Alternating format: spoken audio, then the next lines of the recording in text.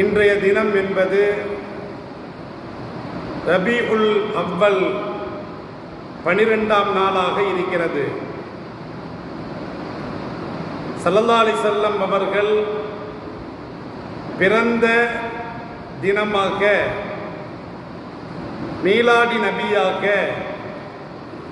இன்றைய தினம் நாடு முழுவதும், உலகம் முழுவதும் கொண்டாடப்பட்டு வருவதை நாம் கண்கூடாக பார்க்கிறோம். மேலும் இன்றைய தினம் என்பது செப்டம்பர் 5 ஆசிரியர் தினம். தேசம் முழுவதும் ஆசிரியர் தினம் அனுஷ்டிக்கப்பட்டு கடைபிடிக்கப்பட்டு வருகிறது. அப்ப இந்தியாவை பொறுத்த அளவில்